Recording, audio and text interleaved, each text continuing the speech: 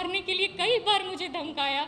मेरे ऊपर उस दिन भी उन्होंने रॉड से वहाँ पे खुद बारिश के दिनों में जब भीग जाती थी या मुझे कहीं जाना होता था, मैं खुद भी वहाँ कपड़े चेंज ने मिलकर मुझे कमरे में बंद करके कैमरा को मिटाने के लिए, मुझे जान से मारने के लिए, मुझे वीडियो दिखाकर बहुत सारे के मामले में हो या काम को लेके हो, बहुत सारी वहाँ काम के अलावा बहुत सारी ऐसी चीज़ें थी। लिविंग रूम से होते हुए जो लेबर रूम का रास्ता जाता है, वहाँ वॉश बेसिन में मैं हाथ धोने के लिए गई और दीवार पे मुझे लगा हुआ देखा बल्ब के होल्डर में स्पाई कैमरा जैसा, और उसको जब मैंने नीचे उतरवाया तो उसमें टेप से चिपका हुआ अंदर में था कैमरा। और मैंने जो अस्पताल के प्रबंधक हैं उनको भी मैंने ये सूचना दी कि ऐसा ऐसा लगा हुआ है, इसके बारे में आपका क्या कहना है। और उनके तीनों भाइयों से भी मैंने पूछताछ की। मैंने अपना विरोध जताया कि वहाँ पे सारे स्टाफ चेंज करती हैं, कपड़े चेंज करती हैं, जो भी डिलीवरी वाली पेशेंट है उनका जो भी गायनिक प्रोसीजर होता है, आप लोग समझ सकते हैं कि किस टाइप से होता होगा वहाँ पे। तो उस जगह पे ये लगाने का क्या मतलब बनता है। जब मैंने इस पर विरोध जताया तो उन लोगों ने सबसे पहले जिस स्टाफ से मैंने कैमरा निकलवाया था, जो मेरा सहयोगी था, क्योंकि मेरे साथ साथ वो भी इस बात पे विरोध जता रहा था कि किसी भी लड़की का प्राइवेसी को इस तरीके से ये करना, देखना या वीडियो रिकॉर्ड करना बहुत ही ज़्यादा गलत है। पहले तो उन्होंने उससे मारपीट करके उससे जबरन त्यागपत्र लिखवा के उसको भगा दिया वहाँ से। फिर मुझे कमरे में चारों भाई, डॉक्टर गगन कुमार गिरी, उनके तीनों भाई ललन कुमार गिरी, सज्जन कुमार गिरी और मदन कुमार गिरी, सभी ने मिलकर मुझे कमरे में बंद करके कैमरा को मिटाने के लिए, मुझे जान से मारने के लिए, मुझे वीडियो दिखाकर बहुत सारी बातें हुई। ये सारी चीज़ें मैंने जाकर, आप समझ सकते हैं किसी लड़की के साथ अगर इस तरीके की कोई भी घटना हो तो उसके लिए कितना ही मुश्किल हो सकता है किसी को बताना या किसी को भी। अपने परिवार को जब मैंने बताई, क्योंकि मैं हर छोटी छोटी बातें कुछ भी अपने परिवार से, जब मैंने एक घर आके किसी भी तरह जान बचाकर जब मैं निकली, मैंने घर में बताया, तो मुझे 2 दिन का समय लगा इस बात से उभरने के लिए कि मेरे साथ वहाँ जो घटना हुआ। जब मैंने 30 जुलाई को पुलिस कंप्लेन किया, एफआईआर दर्ज करवाया मैंने, वहाँ पे जब वो लोग रेड करने के लिए गए तो वो लोग वहाँ पे से सारा डीवीआर, सीसीटीवी का मॉनिटर सब कुछ लेके उखाड़ के वहाँ से भाग चुके थे। आज इतने दिनों हो बीतने के बाद भी पुलिस प्रशासन की तरफ से किसी भी तरह का कोई भी कार्रवाई नहीं हुआ। एसपी सर की तरफ से हमें ये भी कहा गया था कि वो अस्पताल को हमने सीज कर दिया है, पर ऐसा कुछ भी नहीं हुआ है। इसीलिए मैं आज सामने आकर खुद इस चीज़ को कह रही हूँ कि इतनी बड़ी घटना होने के बाद भी मैं हिम्मत करके आगे आके मैंने कहा है, पर उस बात का कोई भी अभी तक कोई भी एक्शन नहीं लिया गया है। अगर ऐसा ही हुआ, वो सारे मेरी ज़िंदगी कितनी मुश्किल हो गई है, मैं आपको घर से निकलना मेरा मुश्किल हो गया है।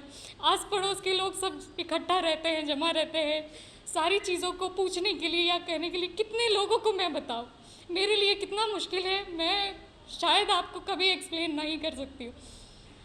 अभी भी किसी तरह की कार्रवाई, अभी तक वो लोग भागे हुए हैं, अभी तक ना पकड़े गए हैं, कुछ भी नहीं हुआ है।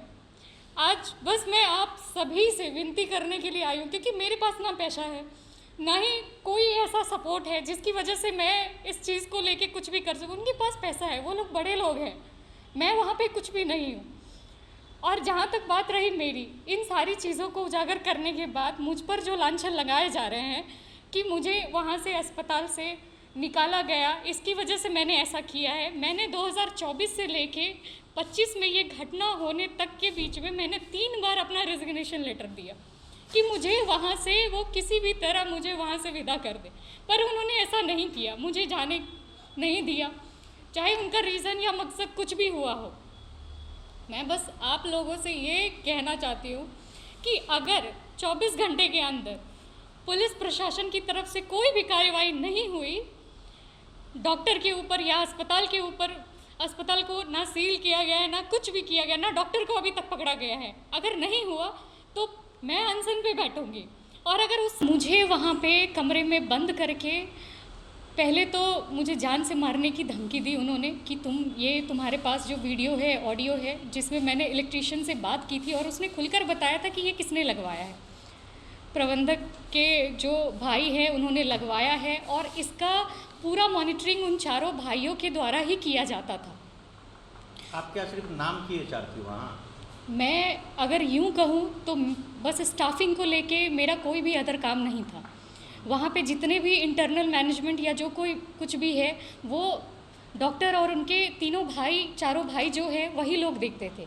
मेरा काम बस इतना तक सीमित था कि मैं स्टाफ का अटेंडेंस या ड्यूटी शेड्यूल ये सारी चीज़ें फिक्स कर सकूं, बस इतना ही तक मेरा सीमित था।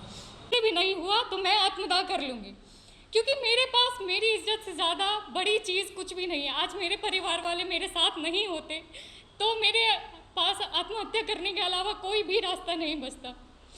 बस आप लोगों से ये रिक्वेस्ट है कि वो इंसान जहाँ कहीं भी छुपा हो उसको इतनी कड़ी सज़ा मिले कि कल हो के मेरे अलावा वो किसी भी लड़की के साथ करने से पहले 100 बार सोचे, घबराए, या उसकी तरह जो भी लोग हो उन सभी को भी इस चीज़ को लेके डर हो कि वो किसी भी लड़की के साथ इस तरीके की हरकत ना कर सके। रेजिग्नेशन एक्सेप्ट नहीं किया, ठीक, तो क्या आखिर क्या वजह था जो आप रिजाइन लिख रही थी और उन्होंने एक्सेप्ट नहीं किया? अस्पताल में आए दिन कुछ न कुछ ऐसा होते रहता था जिसकी वजह से मैं बहुत ही ज़्यादा, क्योंकि मेरे पास ना उस चीज़ के लिए कोई भी ऐसा था, चाहे वो लड़कियों के मामले में हो या काम को लेके हो, बहुत सारी वहाँ काम के अलावा बहुत सारी ऐसी चीज़ें थी जो मैं उन लोगों से बात करती थी, इन चीज़ों को सुधारने के लिए कहती थी, पर उसमें कोई भी सुना नहीं जाता था मेरी बातों को। मैं वहाँ पे खुद बारिश के दिनों में जब भीग जाती थी या मुझे कहीं जाना होता था, मैं खुद भी वहाँ कपड़े चेंज करती थी। मेरे लिए ये कितनी उन्होंने मुझे जान से मारने के लिए कई बार मुझे धमकाया। मेरे ऊपर उस दिन भी उन्होंने रॉड से प्रहार किया ताकि मैं वहीं मारी जाऊं, लेकिन मैंने अपना सिर बचाया, मैं बच गई, जान बचा के मैं वहाँ से। आपने ये बात बोला कि आपके ऊपर सर से हमला हुआ, रॉड से हमला हुआ आपके सिर पे, लेकिन एक वीडियो आज सुबह से वायरल हो रहा है। उस वीडियो में आप दिख रही हैं कि सुरक्षित आप आई हैं, उस रूम से निकली हैं और आप गाड़ी पे बैठी हैं, बाइक पे, और वहाँ से आप निकली।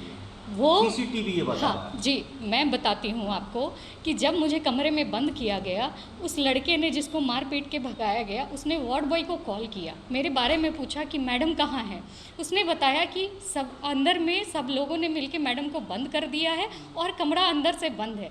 इस बात से वो बहुत परेशान हो गया क्योंकि उसने देखा उसके साथ क्या स्थिति हुई और मेरे साथ क्या स्थिति हो सकती है। इसके लिए वो रिटर्न आया कि मतलब मेरे साथ किसी भी तरह की कोई घटना ना हो जाए, अपनी जान की परवाह किए बगैर। जब मंदिर के पास मैं निकली हूँ वहाँ से, वो मुझे मिला है और उसके साथ मैं बैठ के वहाँ से निकली हूँ ताकि मैं वहाँ से सुरक्षित निकल सकूँ, बच सकूँ, क्योंकि मेरे साथ वहाँ पे कोई भी नहीं था जिसके साथ मैं वहाँ से निकलूँ। मेरे परिवार वाले कोई भी नहीं थे।